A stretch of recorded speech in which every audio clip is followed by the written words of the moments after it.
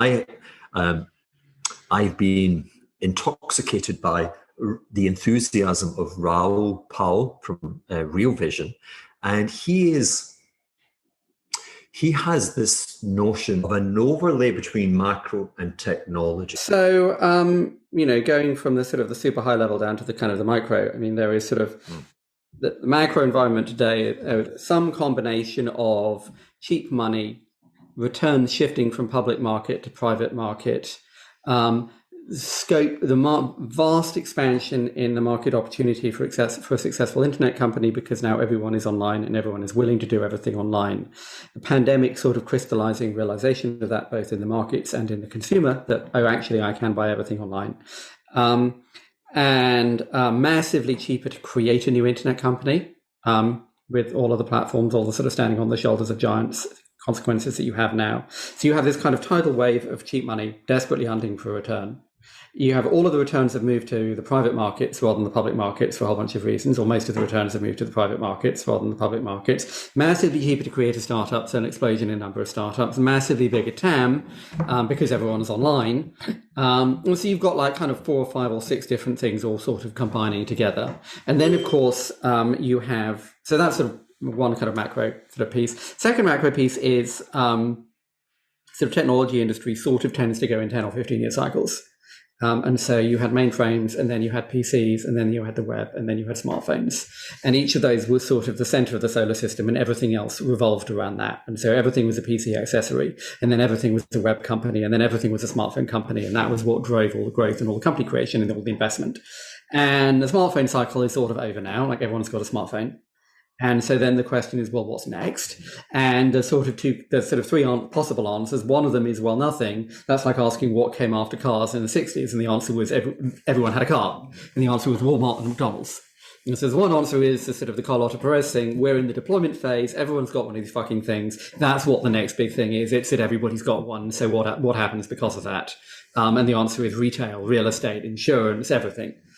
Second answer is machine learning. Which might not be quite the right paradigm, because machine learning is going to be part of everything, but it's more sort of under the hood. And the third answer is crypto. And of course, crypto is a tradable instrument, which almost by design is a speculative instrument. And we can kind of go into like speculation is a feature because it allows you to jumpstart the network.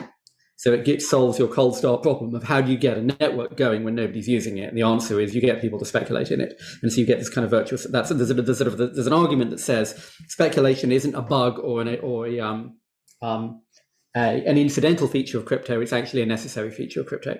And so you've got those 3 things. And of course, because now here you have this speculative instrument in this environment that's massively conducive to speculation because you've got massive amounts of free money and everyone's locked up at home and everyone has said, holy shit, the internet's going to be 1,000 times bigger.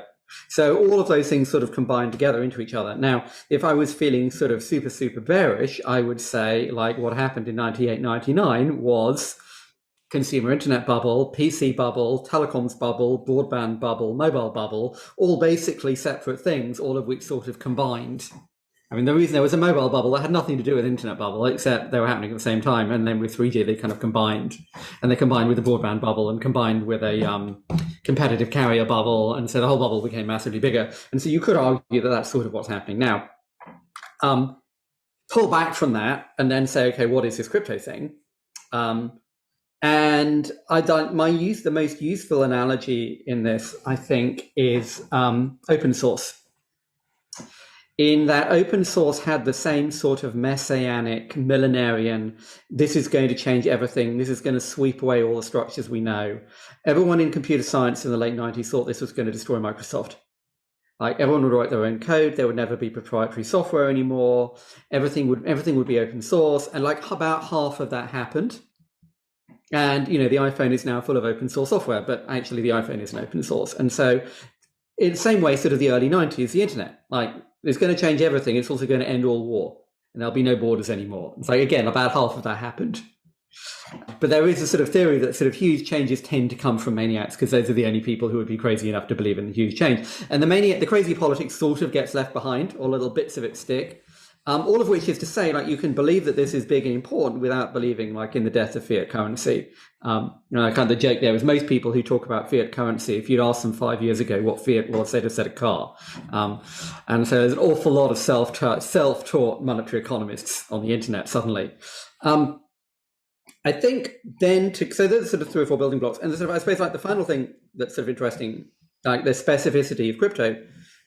What is it? There's that famous line from Voltaire that the Holy Roman Empire is neither holy nor Roman nor an empire, and crypto is like, it's not cryptography, it's not really a currency. If you say blockchain, that you're sort of skipping the contract part. If you say DLT, that implies it's just a database. And it's like, what do you even call this shit? One part of it is it's a distributed computer that doesn't require a central authority to run it, where a little like open source, everyone can see what it's doing. So with open source, you can see the code, but you can't see what Amazon's doing with the open source. With a blockchain computer, you can see what it's doing and how it works.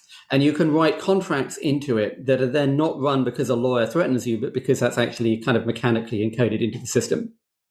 So, you can write a bond that pays you without, like, anyone actually having to sit and write a check or do a wire transfer. The bond pays you as a function of the mechanics of how it's structured, how it works. Or you could, sort of example now people are sort of thinking about in the entertainment business. You buy some of an entertainer's coin, and when they get paid, mechanically you get some of that. Not because it's a piece of paper with a legal contract and there's someone at a settlement agency somewhere that says, right, let's do the payment run this month, but because it's actually baked into the software of how the whole thing functions, that you get some of that money every time the money's transferred. And so all of that, as you can imagine, becomes very sort of intoxicating in the same way that open source was intoxicating or the web was intoxicating. Now, what that translates into as a real world use case, I think is still, it's the reason why I've never really written about this stuff. It's still very much like arguing about open source in the late 90s. Like, what kernel will Linux run? And at a certain moment, you pop out and Linux replaces Windows in the enterprise and in the server. But we haven't quite reached that point where it pops out of very intense late night doped up conversations amongst computer science students into, oh shit, Microsoft is switching its whole backend to open source. And we're just at that sort of question of, well, what would that be? And how would it make that jump? So Benedict, what would it take for you to experiment and be an adopter? Like today you're surveying the landscape, you're seeing change, you're seeing adoption, outcomes uncertain, but kind of costs are understood, which kind of like is always a kind of neat kind of, it's convexity. I understand my downside. I don't fully comprehend how much I could make from it, but it could be a lot. What would it take for you to tokenize? Like, there you are, you're making letters. So you're a recording artist, right? So several, I suppose there's several challenges here. The first of them is from a very kind of matter-of-fact issue. Like, we're still, the joke is there was, I think Marc Jacobs did like a spoof sort of 10 or 15 years ago, which became a meme. It was a label in one of his pieces of clothing said, Mark by Jacobs for Marc Jacobs, a collaboration with Marc Jacobs for Jacobs by Marc Jacobs for blah, blah, blah, blah, blah, blah. And no one might realize that this was a joke. And a lot of crypto is a bit like that. It's still crypto for crypto, so you can crypto for with other crypto things. It's still like, and the glass half full way to look at it would be, we're still putting together like the building blocks of the Linux kernel.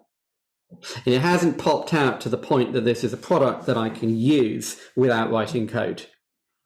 And an awful lot of the sort of the state of crypto today is still, you have to be very technical to do anything more than just buy a token on Coinbase. But to actually, and part of the kind of the challenge, of course, is because there's like money involved, and because it's a bearer currency based money, like I could screw up quite easily. And if I screwed up, like that would be money. It wouldn't just be like the website didn't work. And so, we're not screwing up would be you with hindsight, you'd find that you had created a smart contract which was awfully generous to your community. Yeah, or that I wasn't getting any money at all, or there was some exploit in it where somebody could come in and screw me or something. But the point is, like today, so I have so I run a premium, a subscription newsletter. That is a combination of a newsletter platform called MailChimp, whose main customers are big retailers. And that's a very mature, well understood platform. And I'm not worried about it breaking. And then I use Stripe to process credit cards. And again, like, I'm not worried about Stripe. Like, I know that all works, and I'm completely confident that nothing's going to break. And even plugging that together was quite a lot of copying and pasting JavaScript and CSS and doing OAuth connections between software platforms.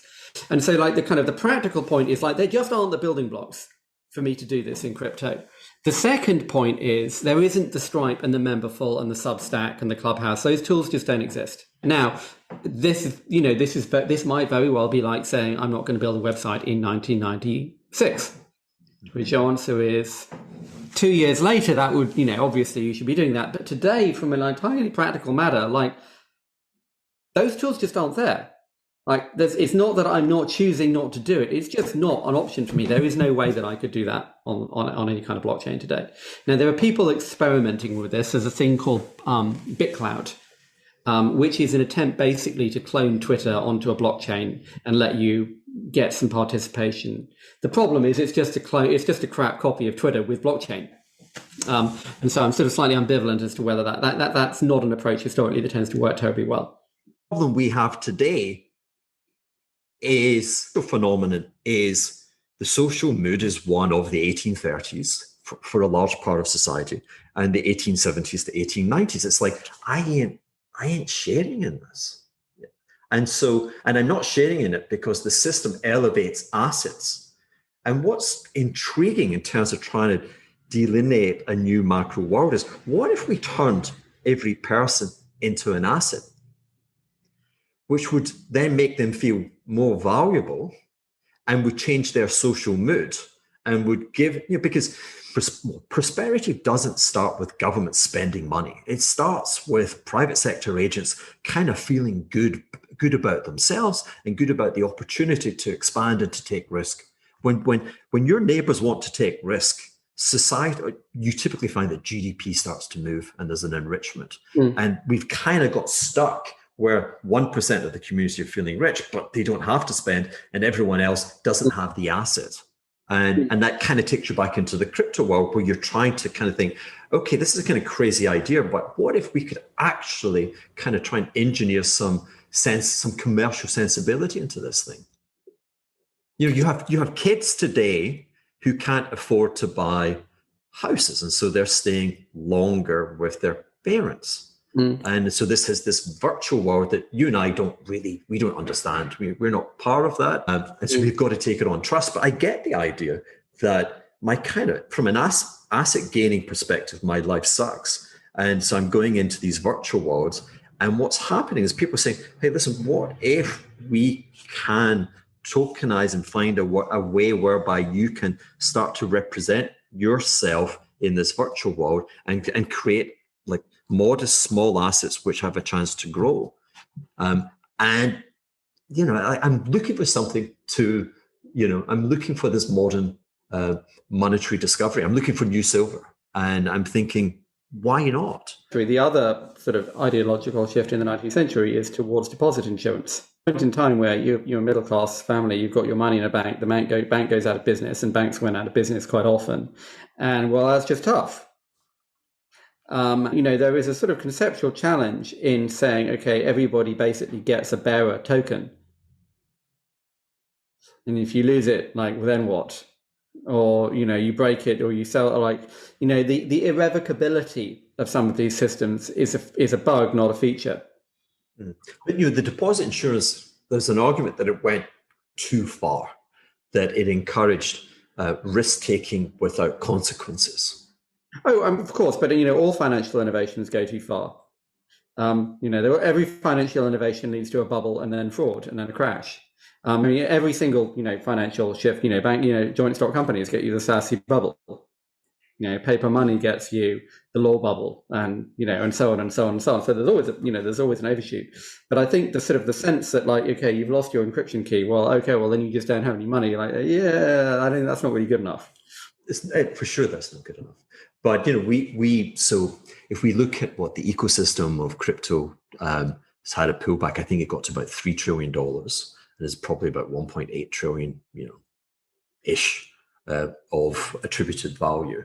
In the context of the universe is still kind of tiny. The notion of these things lead to bubbles doesn't put me off. I'm a kind of bubble hunter. I'm like, I want to get early in the bubble. Now, again, I'm not kind of saying I want to buy Bitcoin at 37,000. I'm saying I'm intrigued trying to tokenize my community, right? And then I'm watching from a macro perspective what happens. Do I enrich my community? I say, hey, you go off and do iterations of me. I become the guardian looking after it, but you can make money being part of my community.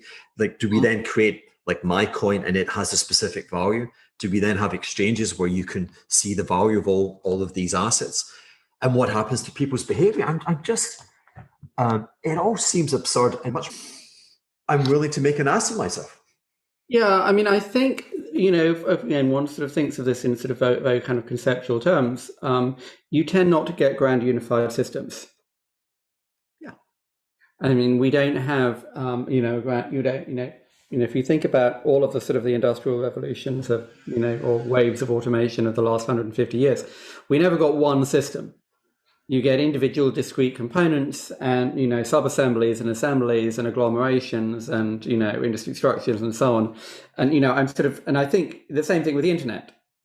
Part of the point of the internet is that is not that it's decentralized in a crypto sense, but it's that it's massively fragmented and decentralized in that there are 50 or 100 or 1,000 different ways to do things, which is almost why it beat the whole concept of the information superhighway. It isn't one system. And so, the very fact that you don't have centralized control tends to mean that you don't have one project. You have thousands of projects. Don't you have centralized commercial control? Like, don't you have the middlemen who have imposed too much rent on the system? Not particularly, no. I mean, we have, how many different websites do you visit? How many different companies are providing e-commerce software now? How many customers does Shopify have? Shopify didn't exist. Nobody had heard of Shopify 3 or 4 years ago. How many components are there in the e-commerce stack at any given merchant? Any big company is using 40 or 50 software from 40 or 50 companies, and they're not the same companies.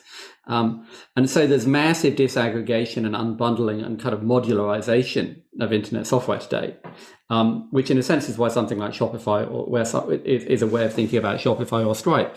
That, if you are a vendor, you're doing business on the internet, you're not using Google. You're using AWS plus this, plus that, plus Stripe, plus WordPress, plus this, plus 5 different marketing things, plus this logistics platform, plus this optimization platform, plus you've got a stack of 30 or 40 different companies, opposed to the old model, which was you bought IBM and IBM ran the whole fucking thing. Yeah. In fact, Instagram had 50 million users and 7 people when Facebook bought it. And yes, Facebook owns it, but they got to 50 million users with 7 people. And that's because they could run on AWS, they could use the App Store. I mean, people use these terms platforms and forget, what is it? What does platform mean? A platform means Instagram could get to 50 million users with 7 people. And so the whole defining characteristic of the internet is radically decentralized, permissionless, disaggregated, modularized, hundreds, thousands of companies building different things. I mean, this whole phrase, the stack, is the whole basis of the way technology works today is it's all disaggregated and abstracted at every level. Your current paper, I think, is Apple and Apple potentially out there challenging the advertising model. Yeah. Is there anything? So advertising is interesting. So there's, let's say, Apple did these 2 things in the latest version of iOS, which say, if you want to track a user from tapping an ad to going through the App Store to installing the app, now you need consent. And you need to use our anonymized system or use our anonymized system where you get very little data.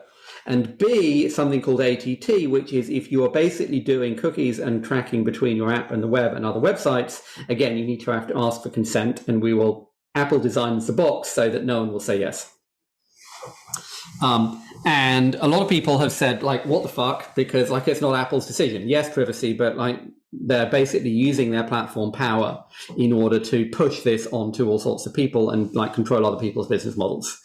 And you can argue about that, both sides of that, privacy versus competition. I think, and that in turn reflects a sort of a shift in attitude towards the ad model. Apple is doing, and Apple is probably doing, is having the web browser itself do the targeting and only tell the publisher what cohort you're in, rather than telling you anything specific. And I'm simplifying this a lot. And so you move the targeting from the cloud to the client. You move the targeting to the device.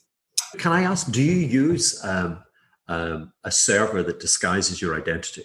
You don't have to answer that. I mean, I use DuckDuckGo. I don't know if I'm just being stupid, but I read an article about one of the founding investors in Facebook, and he's like, you got to use DuckDuckGo. This is a game of artificial intelligence. They're sucking your brain out. Why would you give that when you don't have to give it? So one answer is no. Second answer is sort of ad blocking in general is sort of 15 to 20% penetration. So that's how many people have installed an ad blocker. There are several reasons to do it. One of them is objection to advertising or objection to tracking. Another is security. Another of them is just the user experience of how many ads there are. And if the ads didn't suck, then you'd be less reluctant to do it. There's a lot of different reasons why people install ad blockers. But maybe a generational thing. I mean, maybe our kids in the future are saying to their grandparents, you should have blocked the data. You've changed my life for the worse. Now, so I think the second point is this is a very kind of religious conversation. And, part of the challenge of talking about this stuff is you get these phrases like, well, Facebook is selling you. Facebook's selling your data. No, Facebook says to Procter & Gamble, if you show an ad to women in Swansea, we'll charge you this. That's what they sell. Right. But then you could say that Facebook have control at your data set, and your data set has value, and they monetize it by showing it to L'Oreal or to and they give you free Instagram. This phrase "data is the new oil." I think Tim O'Reilly had this great phrase: "No, it's not oil; it's sand." Like, most of your data is actually not worth anything except in the aggregate of a large amount. So. Maybe GQ, because GQ, I would imagine GQ is not making a very high commercial return. And that's so there's the unbundling of magazines is a whole other conversation, which actually back to your tokenization. But what if I think GQ would like me as a customer? I think I've got. Well, you are a dedicated follower of fashion. Clearly, I can see that. I noticed that the moment I saw you, I thought clearly this is a man who's a perfect target for GQ. Others would contest that. Others would say it's remarkable the expense and the lengths that he goes to look like a bum. But anyway, but to my point, perhaps there's a model where GQ actually earns a kind of more viable commercial return by I can go to it and say, hey, listen, here's my data bundle. I'm exactly what you want. Let's do a deal. Yeah, but the point is GQ doesn't want your data. I mean, this is the kind of core misconception. Neither GQ nor Mercedes give a shit who you are. They just want to show an ad from... Mercedes wants to show an ad from Mercedes to people who don't live on tropical islands and buy cars. If we may introduce icons into that religious debate, because one of the things which I really enjoyed about your chart presentation, which is out there on your website and people can find it, with your name, etc., is the icons of Elon Musk, and then I don't know, the Kardashians or whatever, but people who have zero ad spend, that they are iconic. Is that by chance, or is that a change? Is that something which is in the system? It's going to become more. It used to be that you were dependent on the photographers and the magazines to promote you. And I was read an article about this a couple of months ago, where there's this quote from a paparazzi who, he went to the beach resort, takes pictures of a celebrity who's clearly only at the beach resort so that people will take pictures of her. That's what, like 3 years ago, that would have been the deal. She goes to the beach resort, you take pictures, she gets in the magazine, you get money. So he takes pictures, goes to the map, then looks on and discovers she's put her own pictures of herself on the beach on her Instagram, where she has 1 million followers. And he's like, oh, fuck. That's the end of my job. And so what happened is a whole class of celebrities sort of disintermediated that celebrity machinery and went direct. And built and owned their own profile instead of being dependent on that piece of media and, you know, associated paparazzi and everything else around that. Slide that you're talking about. In the past, how would Kim Kardashian make money? Well, among other things, she'd do an endorsement deal with a makeup brand. Now she owns the makeup brand. It's not just makeup. It's like, you know, somebody told me like at one point there were 100 different celebrities trying to do a tequila brand. Because George Clooney and Ryan Reynolds made a fucking fortune from their tequila brands. And so everyone else in Hollywood wanted a fucking tequila brand. It was a plot point in Entourage. I'm not sure if that came before or after George Clooney. Before. Yeah.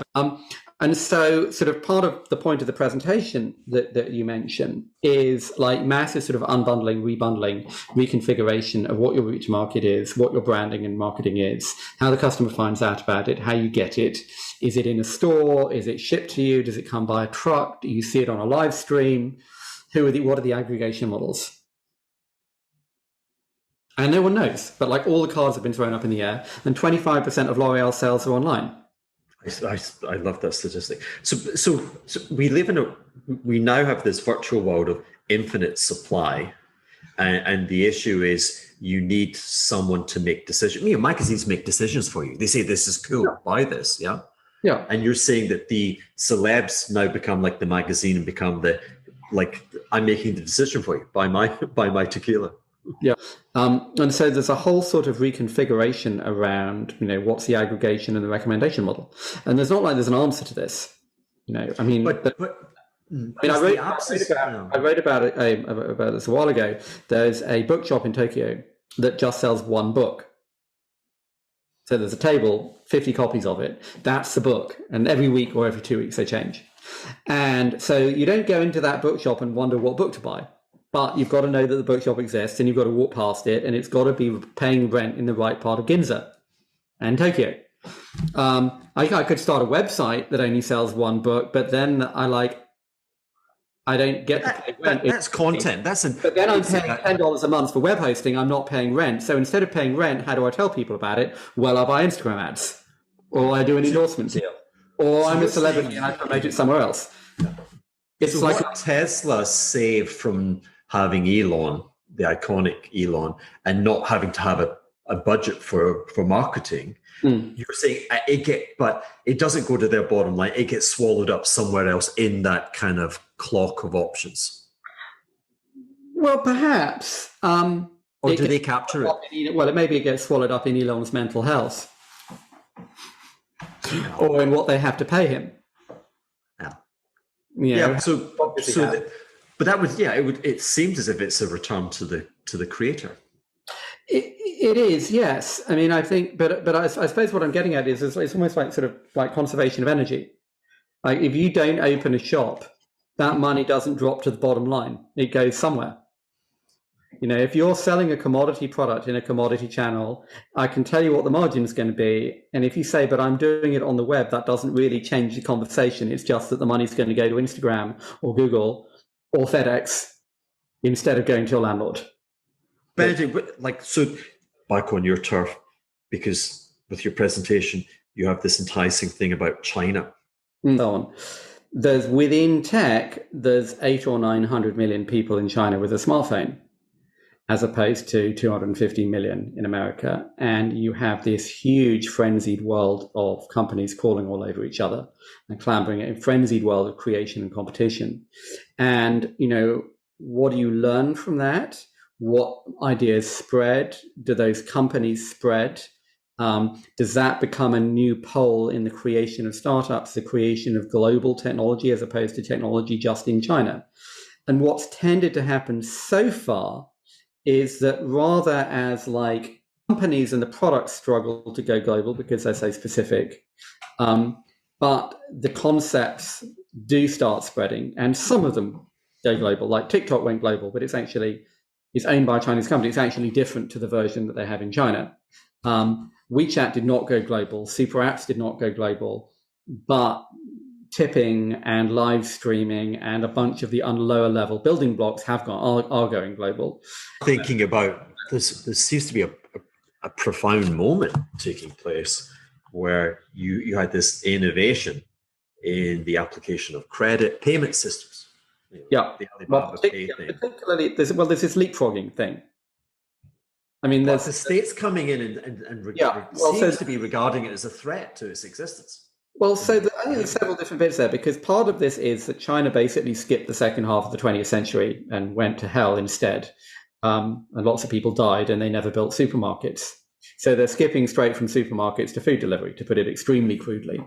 Essentially, so you skip supermarkets and you skip restaurants and you skip banks. And so nobody has a credit card or even a bank account. And so therefore you went straight to Alipay. Just as you went straight to live streaming, you went straight to, and you see that in like 50 different sectors. And part of that, one of that is Alipay. Now, there's a specific point there where it looks like the Chinese government said, well, hang on a second. Here is this huge, basically shadow monetary system with no regulation and all sorts of like high risk credit and, money being lent with no security. And there's all kinds of weird shit going in here that we don't like as financial regulators, for sort of reasons that would make sense to European or American financial regulators. And then there's another layer, which is here is this big company that's got its own voice and its own independence and doesn't do what the Communist Party does. And the sort of where you think I don't think you can believe both of them. Then it's not like best in breed regulator, with these Chinese government asset management companies. It seems to me more like kind of trying to, if you're dealing with CDOs and CDO squares, as in the analogy of the US housing market, it kind of worked for a while to be Goldman Sachs being the prime broker, and it's all going wrong. But if they don't declare, if they don't provide the transparency, if they don't mark to market, then, did the tree really fall over? And it seems to be, that's my interpretation of what they're doing, that they prefer opaque to transparency, but that's their model. This is the reported speech. Yeah, I mean, from a 10,000, 50,000 feet level, I'd still feel a lot more comfortable having credit analysis performed by a large dynamic private sector entity that has a high stock market rating, and therefore it has like a underwriter's knife on its spine, and if it messes up, it feels like it. You mean like AIG?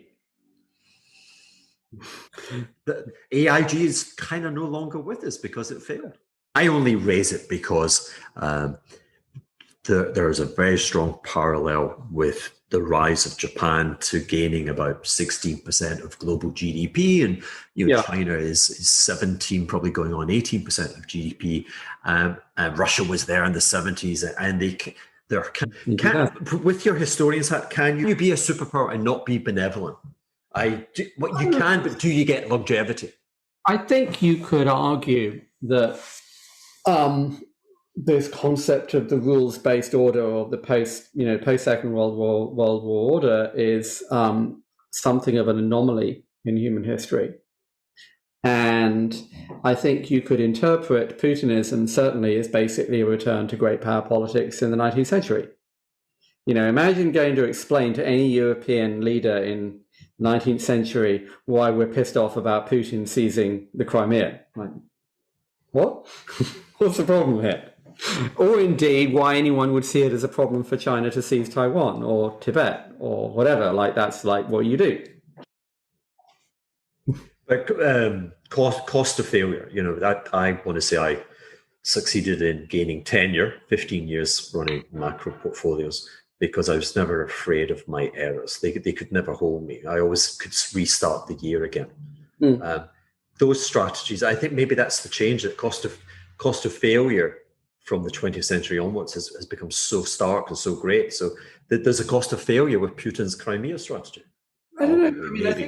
I suppose you reset your portfolio every year. My approach has always been, maybe shifting gear here, but my approach is basically that you have to keep asking what are the new questions. Some of those are about crypto and machine learning. Some of them are about China. Some of them are about like, how does e-commerce shift? What's happening in media? Autonomous car. Like, there's a lot. The point is you always have to ask, well, what are the new questions, rather than going on about the old ones. But my only point was I was in a position, I was able to ask questions. I wasn't taken out. I could be dumb and just ask the same old iteration of questions, but I could even evolve and ask new questions. But I could ask questions because I survived my errors. And I'm saying that, China, Taiwan, etc., like Japan demonstrated, Japan's specific kind of folly, if you will, had repercussions. Yeah. Which establishes a precedent. But whatever. I think we're well off piste, and like I said, I'm very conscious. I'm gonna wrap, and I'm going to say thank you very much, Benedict. It's very, very, very enjoyable.